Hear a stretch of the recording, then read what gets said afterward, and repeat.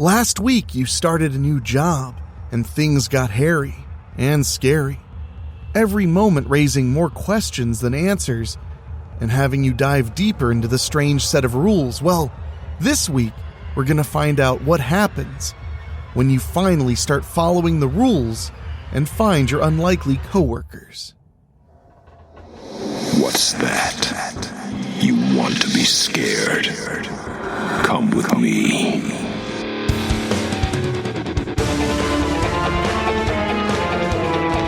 You will experience tales of horror, ghosts, and death. It is not recommended for the weak at heart.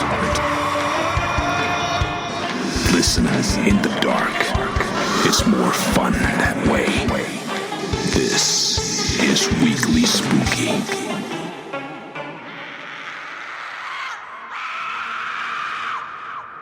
Hello, my spookies. It's Wednesday, and you know what that means. It's time for a little spooky in your weekly. I'm your host and narrator, Enrique Couto, and we have a very special presentation this week, because due to popular demand from all of you, I'm bringing you part 2 of last week's story, so make sure you've tuned in and listened to last week's, because otherwise you may find yourself just as lost and just as confused as our main character. But before we get to all of that, I want to say a very sincere thank you so much for tuning into the program. You know, the spooky season is only a little ways away, but right now is for all of you diehard spookies who love the fear all year, and I'm happy to provide. And if you love what we're doing and you want to support us in a very direct way, now is a perfect time to join our Patreon. For as little as $1 a month, you get 2 bonus shows every single month and a whole lot of other extras, but most importantly, my undying gratitude as we continue to bring you the spooky every single week, just as we have for the last 265 weeks straight. So sign up for our Patreon at WeeklySpooky.com. Join over 105 spookies just like you, and keep the show rolling and rolling all the way to the grave. But now, my friends, it's about time to get to part 2 of I Used to Work in a Fire Tower with a Strange Set of Rules by Michael Kelso. So make sure you've listened to last week's show, because otherwise you might find yourself lost, scared, confused, in the dark. But don't worry, you're never truly alone, are you? We'll get to that story right after these quick words.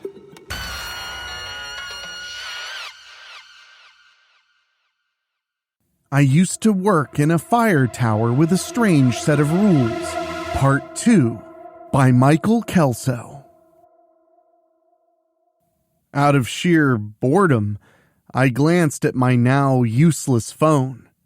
For an instant, the Wi-Fi signal showed up, then disappeared. A bolt of hope shot through me. I texted, I got chased into a room by some creatures. I clicked send and waited. The signal stayed dead. I got a beep saying there was a text and excitedly read it, only to find it was the failed to send notification. I tried again with the same results.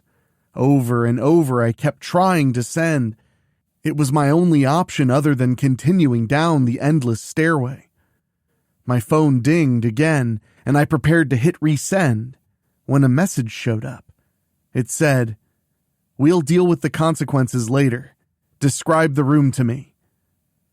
I was so overjoyed I kept misspelling words. Dark room, endless stairway. It took 5 tries for it to send, and it was a few minutes until a response got through. "Okay, do nothing. Set your phone down and lay perfectly still for 5 minutes." I didn't bother to try repeatedly sending okay. I lay on the platform, I set my phone beside me, and I closed my eyes. I counted out 5 minutes, very slowly, just to be sure I didn't end early. When I opened them, I gasped. I was laying on the floor in the middle of a square room. The pattern on the floor looked like the endless staircase. I stood and walked over to the door. I reached for the doorknob and opened the door very slowly. The hallway appeared to be empty. I stepped tentatively out into the hall and started back following the yellow line. I hoped I was going in the right direction. At the end of the hall, the line turned left. The green line separated off to the right, and I stayed with the yellow. One more turn and the yellow line dead-ended at a door. I reached for the knob, then remembered and turned to the right. Opening that door, I peeked through and saw the security room across the hall. I lunged for it and dove back into the relative safety of the office. I went straight to the fridge and grabbed my water bottle, then opened the closet and pulled out my sandwich. I lay on the couch and chugged half the bottle while inhaling my sandwich. It wasn't long until I was asleep. I woke to the sound of my phone dinging. I read the text. "Are you still with us?" "Yes, thanks to you," I texted. "Take a break before you do any more patrols. Way ahead of you. And don't break any more rules. I'll do my absolute best, trust me. A couple more rules. Really? If you see any more creatures, don't go in a room. Stand on the line and be still. As long as you're on the line, you'll survive. Can they hurt me? Next rule." Yes? The next text didn't come. I set down my phone and set a timer for an hour. I thought he would text the rest by then. I woke an hour later to my phone's alarm, but no text. I tried again and waited but got no response. What do I do now? I looked at my watch and it said 3:47 a.m. "Okay, let's evaluate," I said, sitting at the desk in front of the cameras and computer. "I have a little over 5 hours left until I can leave this madhouse. I've done 1 green patrol and 3 yellows, so I have 1 each of red, yellow, and green to do yet. There's some kind of monstrous creature roaming the hallways with his deformed sidekick, and I still don't know where the other guard and the keys to the weapon locker are. The laws of reality seem to be subjective and depend greatly on whether or not I open any doors on my patrol. Somehow, I decided to do another patrol.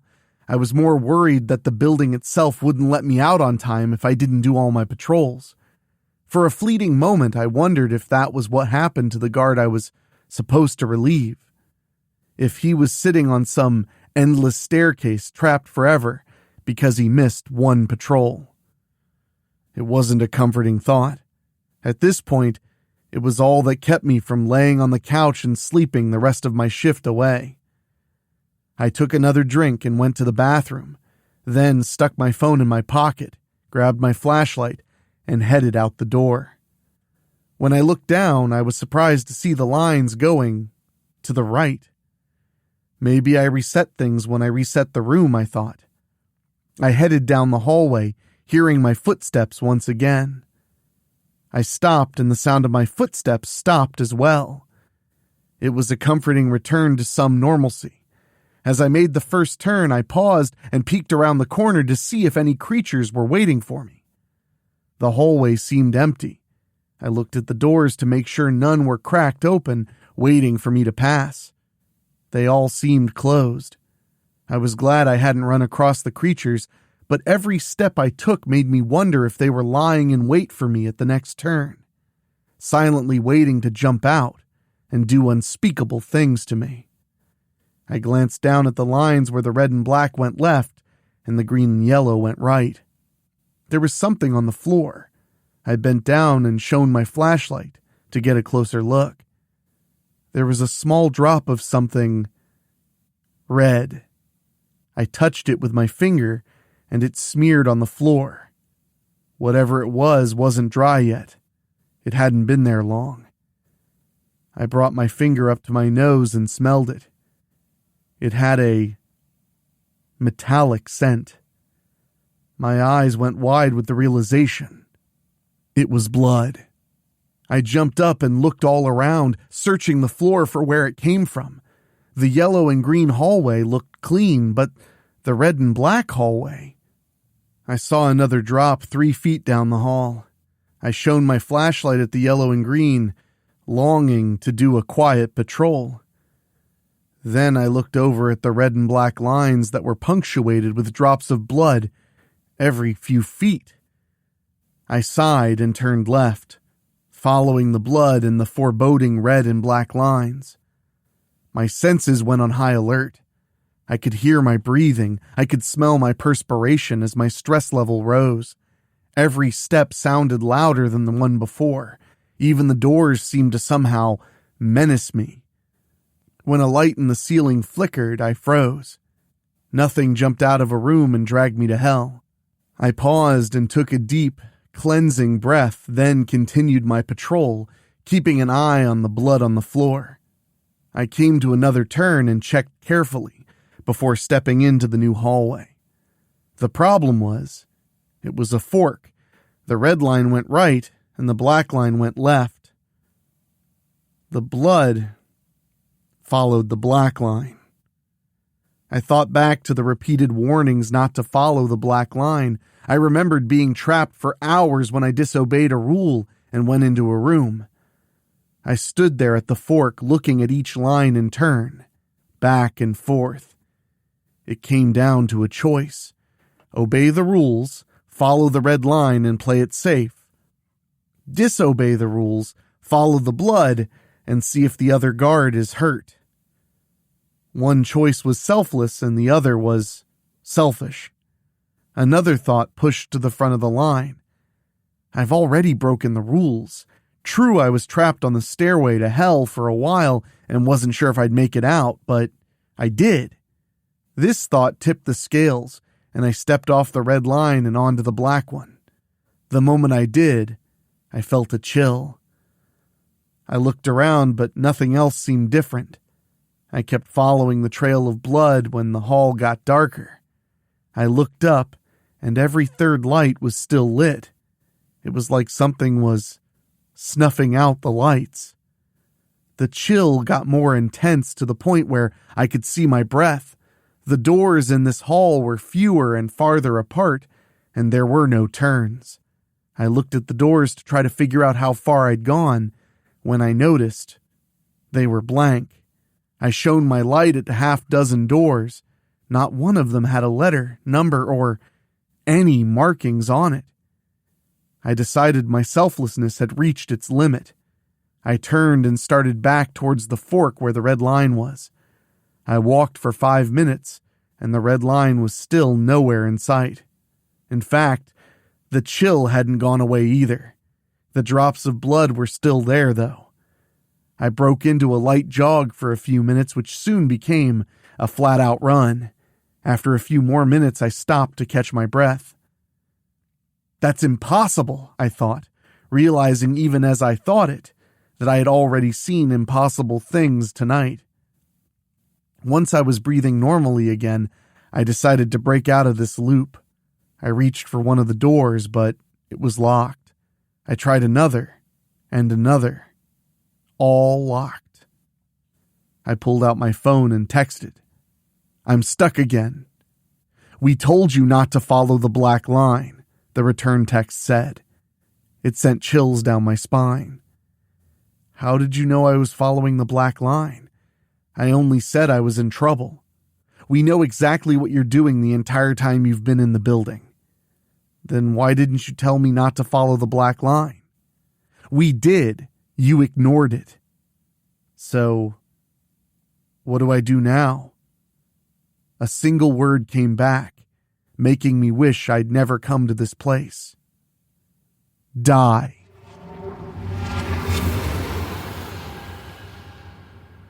As I was still staring at the 3 horrid letters on my phone, I heard a noise behind me. It was just the shuffle of a foot, and I knew I wasn't moving. I looked up, and there stood the hideous creature with no head and its face on its belly. It was staring at me and grinning. I turned to escape the other way, but the massive, scaly creature was standing there, blocking my path. They had me boxed in, and none of the doors would open. I was out of options. The only thing I could think of was the text that told me to stay on the line. I stepped away from the door and out to the middle of the hallway and stood on the black line. As they approached, I could see smiles on each of their grotesque faces. The big one was flexing its claws, and the small one's arms were outstretched as if wanting to give me a hug. But I knew better. They had me, and they knew it. With nothing to lose, I ran towards the smaller one, and right before I got to him, I swung my flashlight with everything I had. It smacked him right in the teeth. I dove over his falling body as he crumpled to the floor. More scares to come. Weekly Spooky will be right back. I kept running as hope sprung up in my chest and fueled my escape. It was short-lived as I heard massive wings flapping behind me, and the next thing I knew, claws grabbed my shoulders, tearing through my uniform and into my sides. I tried to escape its grasp, but its grip was like iron. I stumbled and fell to the floor with the weight of that thing landing on top of me. I felt and heard pops in my back as pain raced down my spine. It matched the pain in my face as my skull bounced off the concrete floor on impact. I knew instantly my nose was broken. It released its grasp so its claws could stand on the floor, but it still kept me pinned down. I heard it cackling as it relished in my helplessness. I felt hot liquid run down my back that I hoped wasn't my blood. I tried to break free and squirm my way out of its grip, but it was too strong, and all I ended up doing was causing myself more pain. I felt its claws tearing at my back, ripping cloth and skin. There was nothing I could do. It was digging into my spine. Once there, I was just a piece of meat. Whoever had texted me was right. I was about to die. The rules had finally been my undoing. There was a flash of light and an explosion from behind me. I felt the pressure release as the creature's weight lifted off of me. I wondered at this new development, feeling grateful but cautious as I painfully rolled to my side and attempted to get up. I got as far as my knees when I felt and then heard a presence. I looked, and there stood a man with a uniform on similar to mine, only not as destroyed. He was older than me and looked like he'd been through a rough time as well. He had several scratches on his cheek and his uniform was ripped in several places. He also had a bandage on his hand that was red and dripping. I tried to get to my feet but struggled. He helped me up and we stared at each other for a moment. "Mr. Larson, I presume?" I said finally. He looked surprised when I said his name. "Do I know you?" he said. "I'm your new trainee. I just started tonight." "What are you doing out here on the black line?" I saw the blood and followed it to make sure someone was all right. He looked at his hand. "Yeah, got into a bit of a scrap," he said. "We should probably head back before Ugly decides to show up again." "I agree," I said, starting to walk away, but my left leg didn't want to cooperate. I started to fall, but he caught me. "You all right there, son?" "My leg seems to be having a bit of a problem." He grabbed my arm and pulled it over his shoulder. "Let's get you back to the security office and take a look at that." We started back down the hall and within a few minutes came to see the fork where the red line split off. I was never so glad to see anything in my life as that line of paint on the floor. We started to turn back towards the yellow and green lines, but I stopped. "Do you mind if we do a red line patrol?" I said. He looked at me puzzled. "I'd rather have someone with me anyways, and we do have to go all the way back." "Sure thing, kid," he said. We kept going straight on the red line. The farther we went, the more my back seemed to hurt. "Do you mind if I ask you some questions?" I said to keep my mind off the pain. "Shoot," What is this place? Well, now you asked one hell of a question to start out with, he said. It's hard to explain. Let's just say it's a form of a testing facility. Testing what? He seemed to struggle with that for a moment and was silent as we walked. Testing all sorts of things. Obviously, you've seen some of the more incredible subjects, but there are also simpler tests going on. Like what? Mostly dealing with reactions, how different subjects deal with stimuli. How do you know so much about this place? He chuckled. When you've been here as long as I have, you learn things. Just then a door burst open and 3 ugly troll-looking creatures lumbered toward us. He stopped and tapped his watch, then fiddled with controls for a moment as the trolls advanced on us. Suddenly there was a wave of light, and they froze in place right as they were reaching us. I looked from him to the trolls and back. That's a handy gadget you have, I said. When do I get one of those? He smiled. Can you keep a secret? Sure. I'm technically not supposed to have it, but I find it makes patrols a lot easier. Nice. Maybe I could borrow it once in a while. If you don't quit after tonight, he said. That's a mighty big if, I said, feeling the pain getting worse. We continued past the frozen trolls until the red line dead-ended at a door. I reached for it, but he pulled me back. I'm guessing you didn't get all the rules yet. Apparently not. He touched his watch, and a light shone from it onto the door. It had a red X on it. He shone it on the door beside it, and it also showed a red X. The third door showed a green circle. It's this one, he said, opening the door and helping me through it. To my surprise, we came out in the main hallway. I looked at the number on the door, and it said A5. We walked down to the security room, and I reached for the number pad to enter my code. I stopped and withdrew my hand. Why don't you enter the code? I said. What? Because I'm holding you up so you don't collapse. I painfully reached over and leaned against the wall. I'm good. Go ahead. He looked at me for a very long moment. This isn't a very polite way to treat someone who helped you out. No, it isn't, but I'd still like to see you enter your code. He glared at me with fiery intensity. Is this the way you're going to treat your superiors? Not if they really are my superiors. What are you saying? I'm saying I'd like to see you punch in your employee code to show me you are who you say you are. Who else would I be? I don't know. Let's find out. He stood there, looking every bit like he wanted to deck me, and then suddenly his expression softened. Good job, kid, he said, then faded away to nothingness. I let out a breath I didn't realize I'd been holding and punched in my code. The door opened and I found myself once again looking at this room as my place of refuge.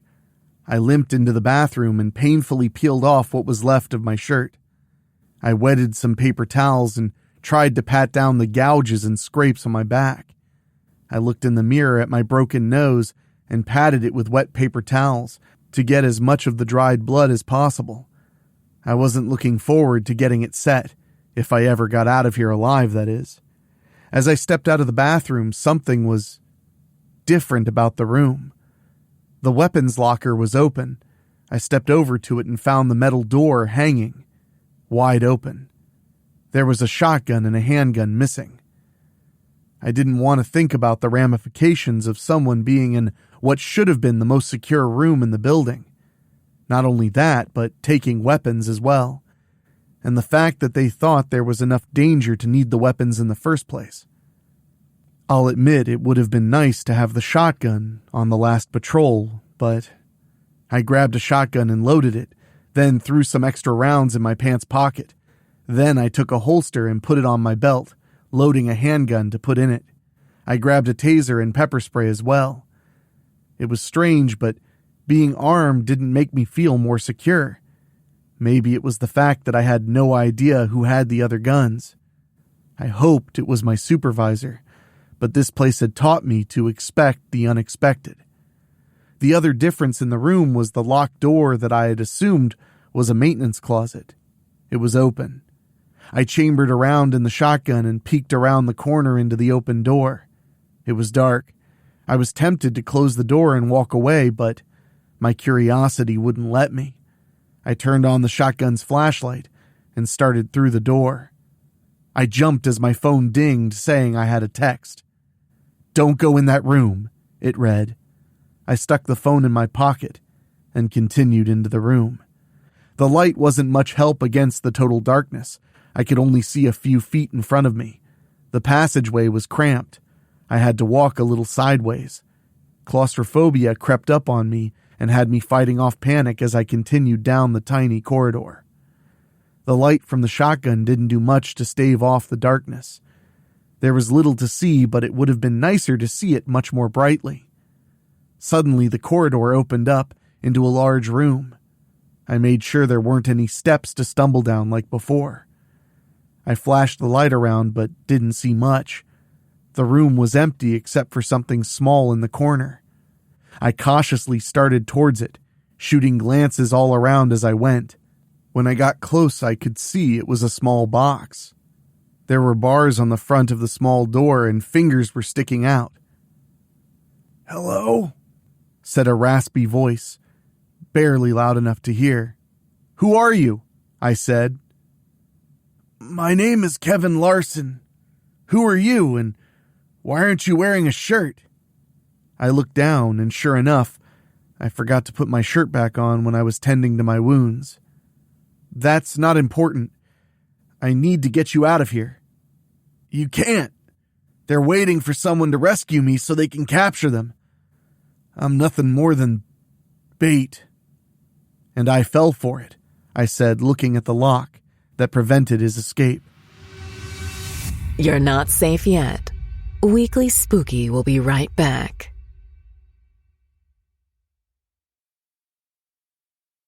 "Go back and report that I'm missing," the other security guard said.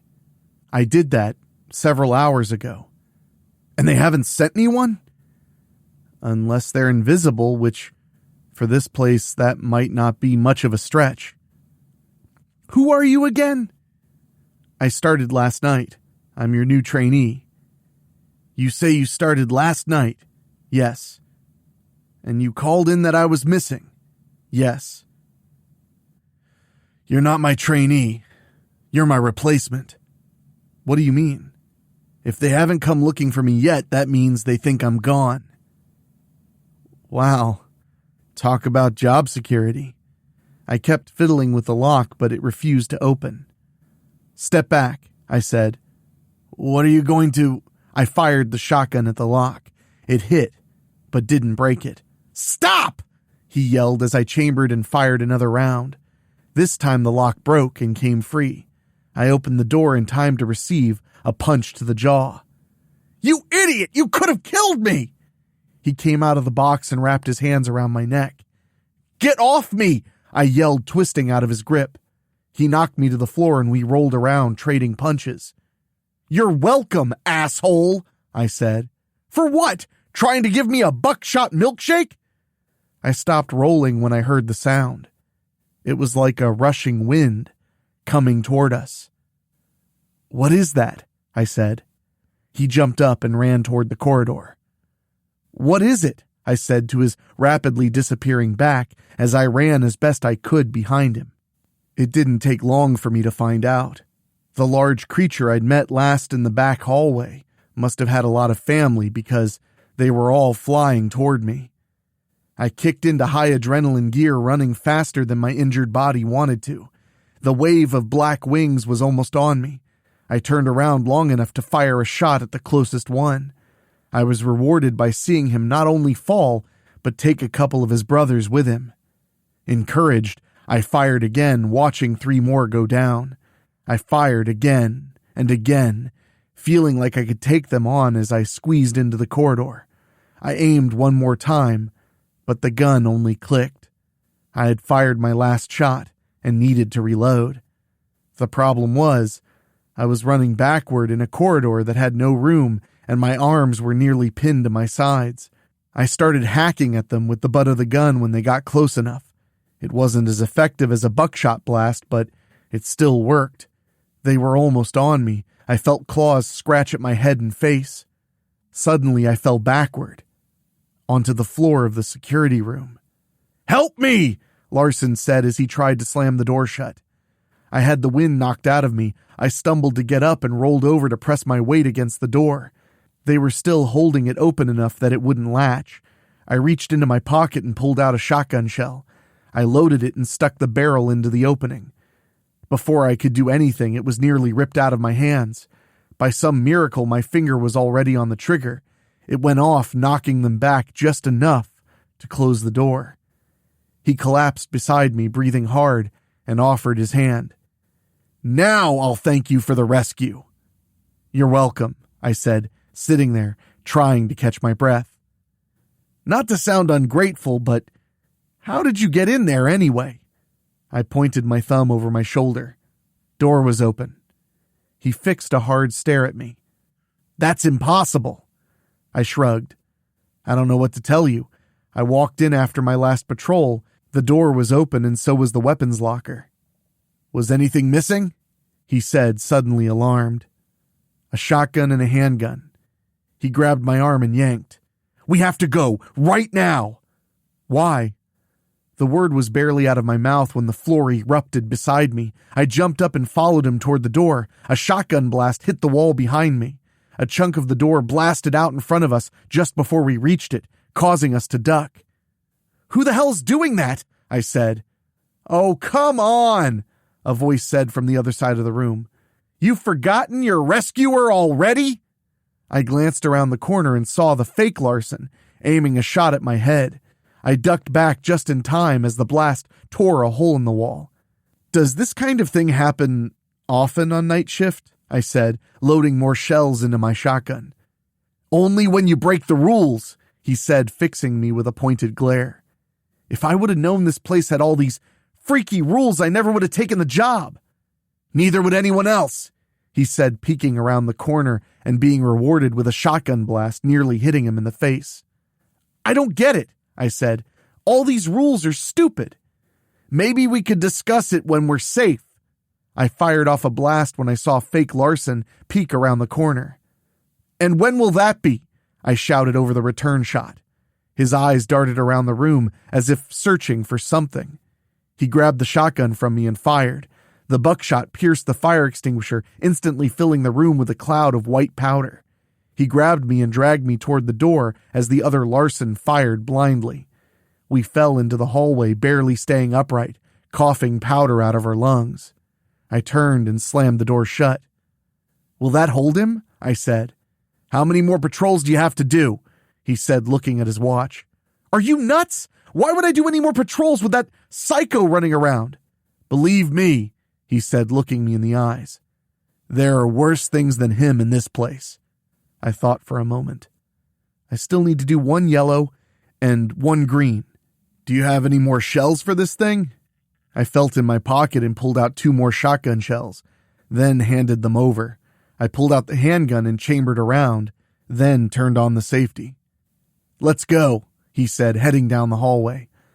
I was still shirtless and feeling the effects of the attack in the black hall, but I did my best to hide the pain and let the adrenaline carry me along. We walked side by side, each alert for anything that might pop out at us. Surprisingly, we made it all the way through a yellow patrol without a problem. I looked at my watch as we emerged back into the main hall near the security room. 8:11, I said. "We better get that last patrol in quick." The first hallway was no problem. When we turned the corner, however, my large, scaly friend made an appearance. I didn't even hesitate. I shot him in the torso, then in the head. He screamed an inhuman shriek and ran the other way.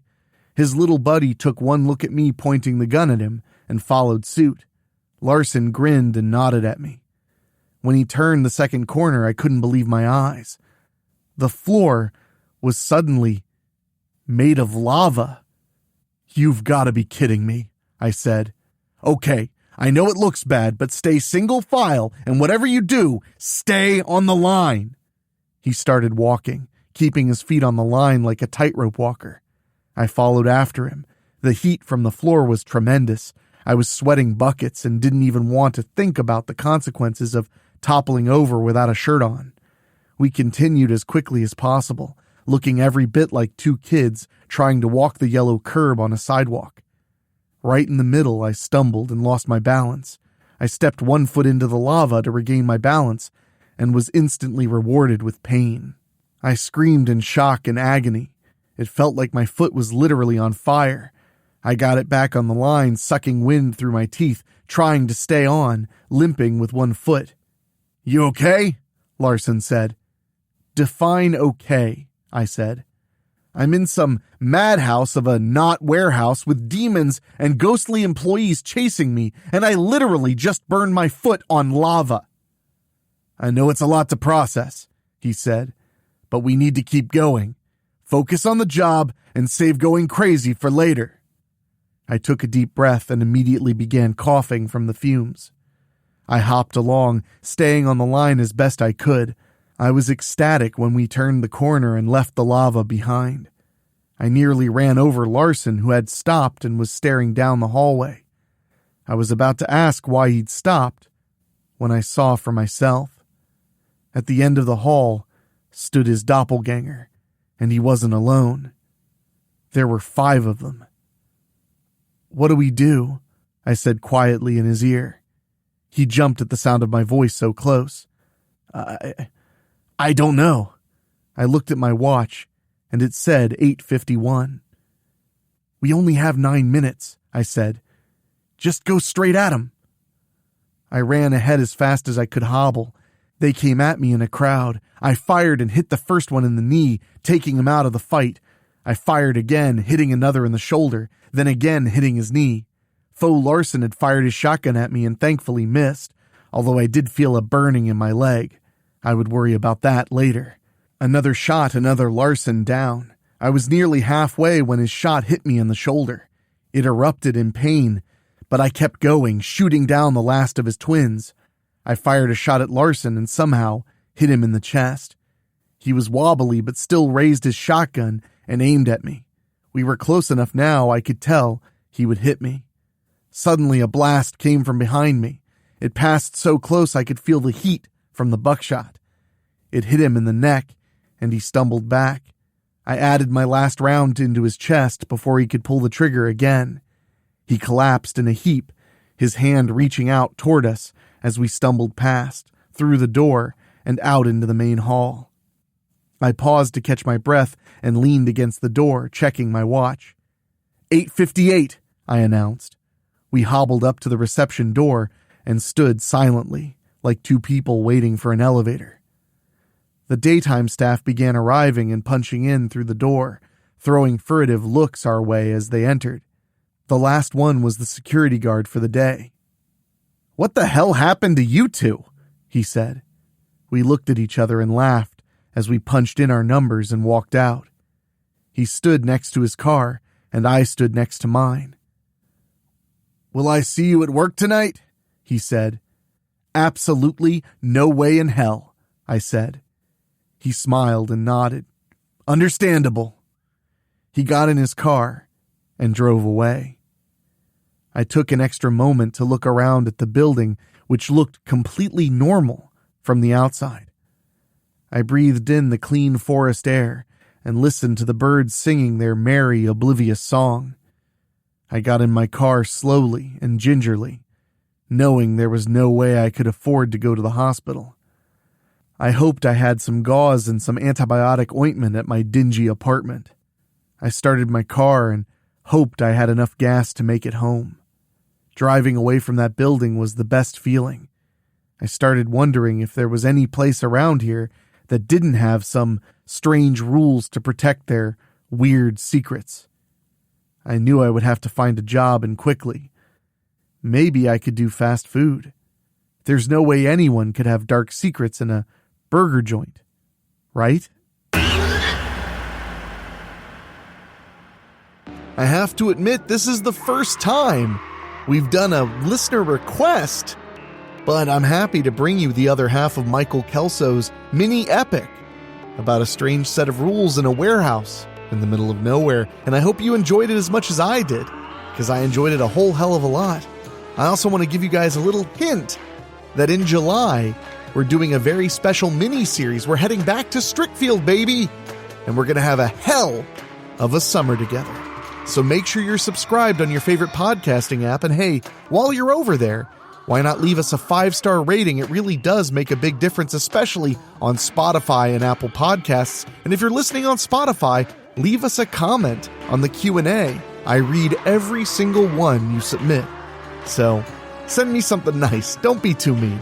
And if you want to hang out with other spookies, go to Facebook and type in Weekly Spookies Tomb of Terror. It's completely free, and you can hang out with all the spookies just like you.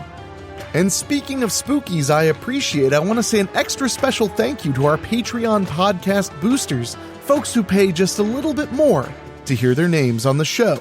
And they are Johnny Nix, John Callan, Jenny Green, Brent McCullough, Karen Wiemet, Jack Kerr, and Craig Cohen. If you want to hear your name at the end of every single show, just go to weeklyspooky.com, click on Patreon, and subscribe at the $15 or higher per month.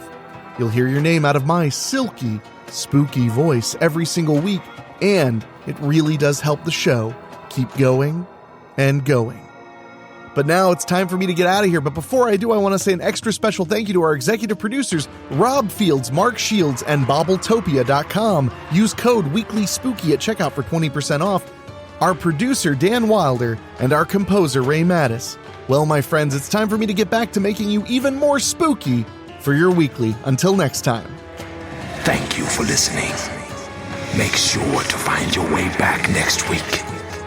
But for now, you are safe. Trust me.